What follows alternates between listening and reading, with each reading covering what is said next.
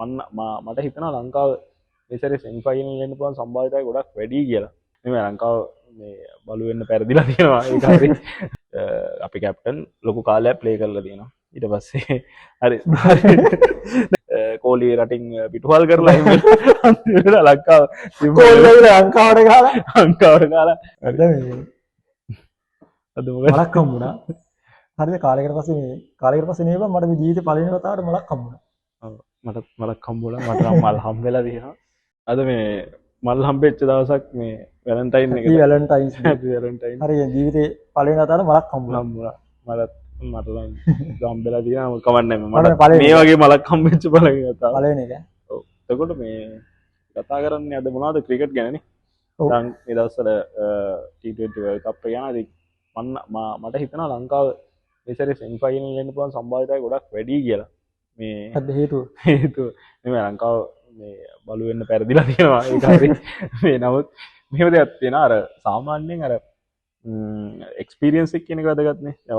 සිම්බාබ්වේ කියන එක අපි සිම්බාබ්වේ කවදාවත් ඕස්ට්‍රේලියාවට පරදින් කියලා එහෙම හිතන්න අමාරුයිනේ. නමුත් මේ කන්ඩිෂන් යටතේ ඕස්ට්‍රේලියාවට ගහයි කියලා සිම්බාබ්වේ ඕස්ට්‍රේලියාව සිම්බාබ්වෙට පරදී කියලා හිතන්න අමාරුයිනේ. නමුත් මේ කන්ඩිෂන් යටතේ සිම්බාබ්වේ දිනනවා. ඉතින් සිම්බාබ්වේ දිනද්දී මම දැකපු ප්ලස් පොයින්ට්ස් එකක් තමයි සිම්බාබ්වේ ටීම් එකේ ඉන්නවා අර අවුරුදු ගාණක් ප්ලේ කරපු සෑහෙන හොඳ ප්ලේයර්ස්ලා ටිකක් ඉන්නවා. ඒකට ඒකත් එක්ක යාළුවගේ අර ඔය මේ මට මතක නැහැ මුසරබානිනේ. මුසරබානි කියන්නේ බෝල් එහෙම හරි හොඳටම බෝල් කරා. ඊටසේ කට්ටිය කියන්නේ කිසිම ඒ කියන්නේ වැරද්දක් කියන්න නැහැ කිසිම එක. ඒ කියන්නේ ෆීල්ඩින් හැම එකම පට්ට හොඳයි. ඉතින් මට හිතෙන දේ තමයි ඒ කියන්නේ ලංකාව ටීම් එකෙත් මෙහෙම ඇති. ලංකාව ටීම් එකේ යම් දුර්වලතා තිබෙනවා. ඒක හරි ඒක කතා කර ඒක ඇත්ත කතාවක්. මේ ඔක්කොම කලින් හැබැයි ඉතින් ඕස්ට්‍රේලියා මැච් එක අපි දිනලා තියෙන්න ඕන. මේ හෙට තියෙන ඕස්ට්‍රේලියා මැච් එක. නැත ඉවරයි.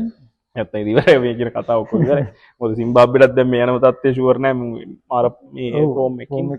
එතකොට මේ ඉතින් නමුත් මට අයිඩියා එකක් තියෙනවා. මොකද දැන් ඉන්න ප්ලේයර්ස්ලා ගත්තාම දැන් අපි දුමු දසුන් ශාන වුණත් අපි කැප්ටන් ලොකු කාලයක් ප්ලේ කරලා තියෙනවා. ඊට පස්සේ හරි දැන් මේ අඩු වැඩි වීම පහත් එහෙම තියෙනවා. නමුත් මචං يعني සාමාන්‍යයෙන් යම් දෙයක් කරගන්න ඇවිල්ලා ගොඩාක් කොහොම යන කොහොම යනවා. ආයි මෙහෙම යන අවස්ථාවක් තියෙනවා. ඉතින් මේ අර ඒක තමයි ලංකාවේ ටීම් එකට විශ්වාස කරන්න බැරි ටීම් එක. මොකද එකපාරටම මේ එක කියන්නේ දැන් ඔය මතකදී අවසානයේ ඕස්ට්‍රේලියා මැච් එකක් කර පල්ලි කැලේ දිනනකොට දිනනවා.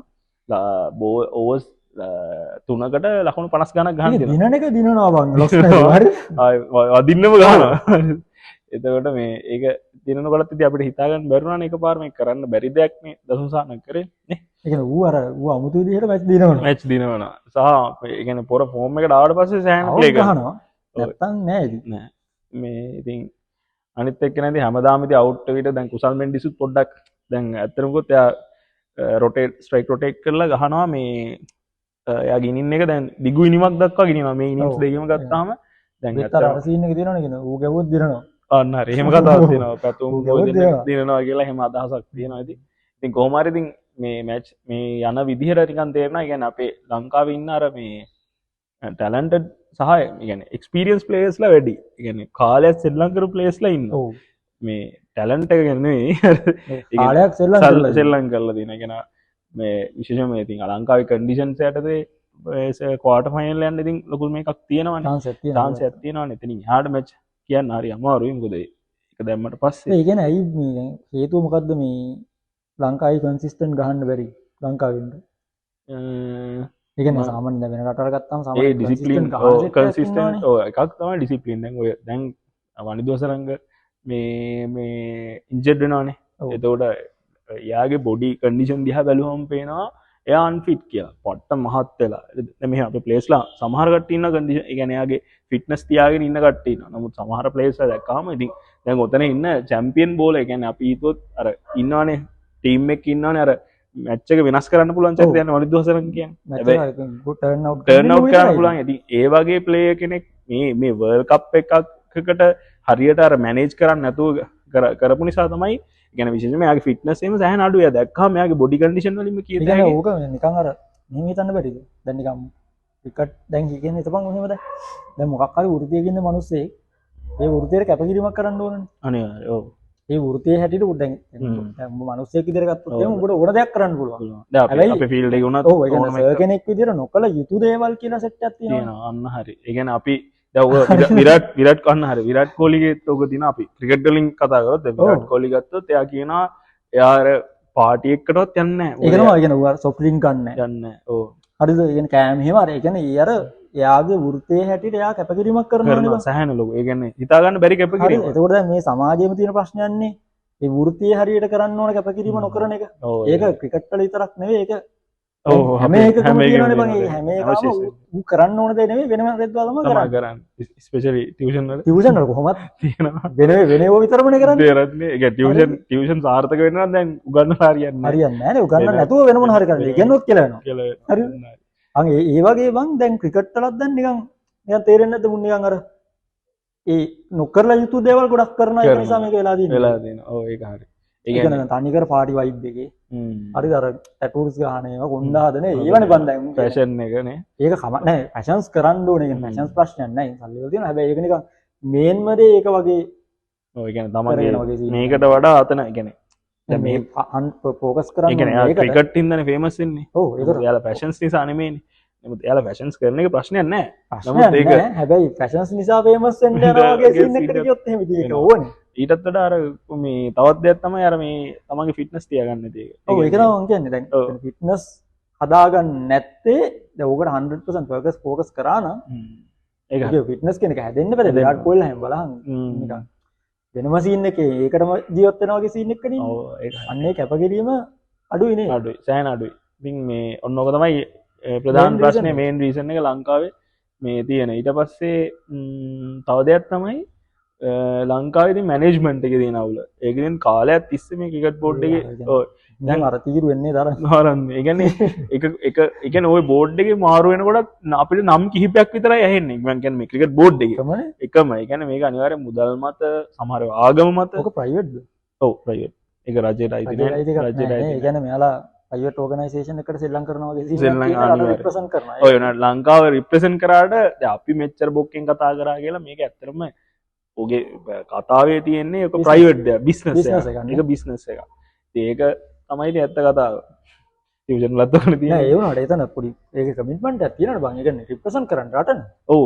ඇත්තටම. ඒක බිස්නස් එකක් කියලා. එහෙම මේ බිස්නස් එකට ඕන විදිහට කරන්න බෑ. රට රිප්‍රසන්ට් කරනවා. එන යාලා ක්ලබ් එක නමක් දාගෙන ගිහිල්ලා මේව කරන්න ඒක ක්‍රිකට් කරන්න පුළුවන්. ශ්‍රී ලංකන් ක්‍රිකට් ශ්‍රී ලංකා ක්‍රිකට් කියලා නේ. යා ශ්‍රී ලංකන් ප්ලේ කෙනෙක්. ඒක රටට ඇත්තටම අයිති. ඇත්තටම මොකද ලංකාවේ අධ්‍යාපන ක්‍රමවේදයත් එක්ක හැදෙන කෙනෙක් නිතනක් ඉන්නේ. දැන් කියන්නේ ලංකාවේ ස්කූල් ක්‍රිකට් එකෙන් එන කෙනෙක් නෙවෙයි. ඉතින් ස්කූල් ක්‍රිකට් එක ගන්න පාසලෙන් එන එක ප්‍රයිවට් වලින් එන කට්ටිය නෙවෙයි. ඒක හරිය. එතකොට ඉතින් ලංකාව නියෝජනය කරන කෙනෙක් විදියට අනිවාර්යෙන් ඉතින් එයාලට වගකීමක් තියෙනවා. වගකීමක් තියෙනවා. ඒ කැපකිරීම අනිවාර්යෙන් කරන්න ඕන. එහෙම කරයි කියලා හිතනමුනේ. ඉස්සරහට දැන් මේ පාරේ තින්නේ සහ ක්‍රිකට් බෝඩ් එක ඒ කියන්නේ සමහර ප්ලේයර්ස්ලා දැන් හිතා ගන්න බෑ සමහර ප්ලේයර්ස්ලා යාලා කොහොමද පික් කරන්න කියලා. දැන් හිතන්නකෝ එක්සාම්පල් එක තමයි මේ කවුද ධනංජිත සිල්වා. එයා අර ෆෝස් කර මිනිස්සු ෆෝස් කරපු හින්දා තමයි ආව අයින් කරන්නේ. හරිද? එයා එකපාරටම T20 ඒ කියන්නේ හිටියවත් නෑ. ඒ කියන්නේ කවුරු කී අවුරුදු 2 3 හිටියවත් නෑනේ. එකපාරටම ටීම් එකට තේරෙනවා. ඉතින් ඒ වගේ අර බැලූ බැල්මටම අපිට තේරෙනවා මේකේ මොකද ලොකු අවුලක් තියෙනවා කියලා. ඒ නිසා ඒවා ඉතින් විසඳෙන්න ඕනේ. ඒවා ඉතින් විසඳෙන්නේ නැතුව ඉතින් මේවා හැදෙන්නේ නැහැ. ඉතින් ඒ හැදෙන්නේ නැතුව වර්ල්ඩ් කප් එකක් හිතන්නත් බෑ ඉතින්. ඒවා විසඳෙන්නේ නැතුව අපි බලාපොරොත්තු තියාගෙන වැඩන්නේ නැහැ. ඉතින් අපි බලනවා ඉතින් මොනවා වුණත් මැච් බලනවා. ඉතින් ක්‍රිකට් අතාරින්නේ නැහැ. හැබැයි මට මේකක් තියෙනවා නිකන් සෙමි ෆයිනල් යයි කියලා පොඩි අදහසක් තියෙනවා. අර ගොඩක් දැන් කවුද අපේ තව ඉන්න කුසල් ජනිත් ඉන්නවා. ඒ වගේ ගොඩක් අර කාලයක් තිස්සේ ප්ලේ කරපු කට්ටිය ඉන්නවා නේද? දැන් කවුරුත් ලොකුවට නැහැ. දැන් ඕස්ට්‍රේලියා ටීම් එකේ එහෙම නැහැ. ඕස්ට්‍රේලියා ටීම් එකේ ගොඩක් ඉන්නේ සෑහෙනම අලුත් කට්ටියක් ඉන්නේ. ඒ කියන්නේ උන්ගේ බෝලර්ස්ලා ගත්තොත් අර හිටපු දැන් කවුද මිෂෙල් ස්ටාක් නැහැ. ඊට පස්සේ ඇසල්වුඩ් නැහැ. ඒ වගේ අර හොඳම හිටපු සෙට් එකක් නැහැ. එතකොට මේ එහෙම බැලුවම ලංකාවට අර ඒ තියෙන අර මේ එක්ස්පීරියන්ස් ප්ලේයර්ස්ලා අතින් ගත්තොත් වාසියකුත් තියෙනවනේ. ඔව් අපේ කන්ඩිෂන්ස් තියෙනවා. කන්ඩිෂන්ස් නේ තියෙන්නේ. ඒසක් මට හිතෙනවා සාමාන්‍යයෙන් එයි. ඉතින් මෙහෙම හැබැයි ඊළඟ වැදගත්ම දේ තමයි දැන් ඊළඟට දැන් ලංකාව මැච් දෙක තමයි ඕස්ට්‍රේලියා මැච් එකේ සිම්බාබ්වේ මැච් එක. ඔව්. ඔව් මේ මැච් එකෙන් එකක් අනිවාර්යෙන් ලංකාව දිනන්නත් ඕන. ඒ වගේම නෙට් මොකද දැන් හිතන්නකෝ අපි දෙකම දින්නොත් ගොඩනේ. ඔව් දෙකෙන් එකක් දින්න කියන්නේ ඔව් දෙකම දින්නොත් අනිවාර්යෙන් ඇතුළේ තමයි. නැත්තම් එන්න ආර. දෙකෙන් එකක් දින්නොත් එන්නේ අනිවාර්යෙන්ම අනිත් ටීම් දෙකෙන් එකක්නේ පරදින්නේ එතකොට. ඔව්. ඒ කියන්නේ එක්ක ඕස්ට්‍රේලියා පරදිනවා එහෙම නැත්නම් සිම්බාබ්වේ පරදිනවා. හැම එක ගානේ පෙරදිලා. එතකොට නෙට් එක අපේ වැඩි වෙන්න ඕනේ. ඒ කියන්නේ දිනන එකත් නිකන් අර බෙන්ගාල් බෑ. හරි. නිසා හොඳට දිනන්නත් ඕන. ගහන්නත් පුළුවන් සමහර වෙලාවට ඕස්ට්‍රේලියාව ඒක ඇත්තටම බලුවම අපි ඉන්න ගෲප් එක දැන් සෑහෙන උණුසුම්. ඔව්. ඉතින් ඕස්ට්‍රේලියාවට ගහලා ඉවර කරන්නත් පුළුවන් නැත්නම් ඕස්ට්‍රේලියාව ෆෝම් කරලා උන්ට වර්ල්ඩ් කප් එක යවන්න ආව වුණා මේ මොකේද මේ ඒක කලින් කියුණා. ඔව් කලින් වර්ල්ඩ් කප් එකේ ඒ කියන්නේ ඔස්ට්‍රේලියාව පැරදිලා හිටියේ හොඳටම මැච් දෙකක් දුවත පැරදිලා හිටියේ. ආයෙත් දුන්න නැති වෙනවා. ඊට පස්සේ කප් එකත් අන්තිමට අන්තතර කප් එක දක්වාම ගැහුවා ඊට පස්සේ. ගැහුවා. ඒ ඒක කියන්නේ වෙන්නත් පුළුවන් ඉතින්. පුළුවන්. අනිවාර්යයෙන්. මම හිතන පළවෙනි එක ඉන්දියාවත් එක්ක හරි ඉන්දියා මැච් එකක් තමයි දෙකක් පරිදි හිටියේ. පැරදිලා හිටියේ. මුල් මැච් එක පැරදුනා ඉන්දියාවත් එක්ක හරි කාත් එක්ක හරි තිබිලා. හරි ඕකේ ඉතින් ඕක තමයි ඉතින් කතාව. බලමුනේ. බලමු දිනේ. ජය සෙමි එන්න ලංකාවට. දැන් ඉස්සරහට අර කතා හැදෙද්ද දන්නේ අපි සෙමි ෆයිනල් එන විදිහ. එන විදිය. මෙයාට ගහලා මෙයා මෙහෙම වෙලා එහෙම ඇවිල්ලා කෝලිගේ කෝලි රටින් පිටුවල් කරලා එහෙම අන්තිමට ලංකාව කෝල් ගහලා ලංකාවට ගහලා ලංකාවට ගහලා ලංකාව සෙමි ඉන්දියාවත් එක තරහ වෙලා ලංකාවේ ටීම් එකේ ඕනෙකට ගහලා ඉන්දියාවේ ටීම් එක තරහ වෙලා දැන් ඉන්දියාවේ පාකිස්තානි ගැටුම උග්‍ර වෙලා ඉන්දියාව මේකෙන් අයින් වෙලා හරිද ලංකාව ගන්න මොකද්ද පහට විතර තේරිලා අන්න ලංකාව තේරිලා ඔන්න ඔයගේ දේවල් එන්නේ නැතුව නේ ජෙනුයින් පිට ගේම ගහලා යන්න අනිවාර්යෙන් ලංකාවට ලක් එක ලියන්න මේ ලංකාවට අනිවාර්යෙන් පුළුවන් වෙන්න කියලා ඉතින් අපි විශ් කරමු